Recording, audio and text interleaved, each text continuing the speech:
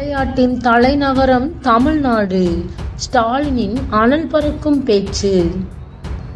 விளையாட்டிற்கு தலைநகரம் ஒன்று இருக்கிறது என்றால் அது தமிழ்நாடுதான் என்று சொல்லும் அளவிற்கு நாம் செயல்பட வேண்டும் என்று தமிழக முதல்வர் மு.க. ஸ்டாலின் பேசியுள்ளார். சென்னைக்கு இன்று வருகை தந்த பிரதமர் நரேந்திர மோடி கேலோ இந்தியா இளைஞர் விளையாட்டு போட்டிகளை தொடங்கி வைத்தார்.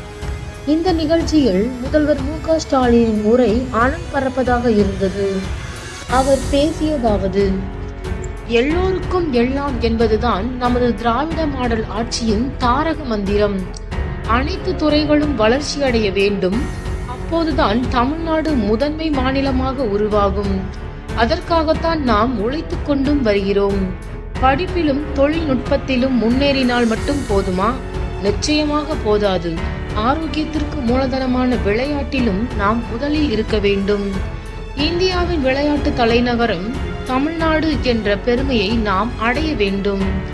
$1 டிரில்லியன் பொருளாதாரம் என்பது எப்படி நம் இலக்காக இருக்கிறதோ அதேபோல்தான் இந்தியாவின் விளையாட்டு தலைநகரமாக தமிழ்நாட்டை நிலைநிறுத்துவதையும் ஒரு லட்சியமாக வைத்து நாம் செயல்பட வேண்டும். இந்த இலக்கை நோக்கி வீறு கொண்டு முன்னேற துடிக்கும் நமது அமைச்சர் உதயநிதியை நான் பாராட்டுகிறேன். தமிழகத்தில் திமுக ஆட்சி பொறுப்பேற்ற பிறகு சென்னை மாமல்லபுரத்தில் செஸ் ஒலிம்பியாட் போட்டி, சென்னை ஓபன் சேலஞ்சர், ஆடவர் ஆசிய சாம்பியன்ஷிப் டிராபி, ஸ்குவாஷ் உலக கோப்பை, அழிச்சறுக்கு போட்டி, கிராண்ட் மாஸ்டர்ஸ் செஸ் என உலக அளவிலான விளையாட்டு நிகழ்வுகளை நாம் நடத்தி காட்டியிருக்கிறோன். அதேபோல விளையாட்டு உள்கட்டமைப்புகளை சர்வதேச தரத்திற்கும் நாம் உயர்த்தி காட்டியிருக்கிறோம்.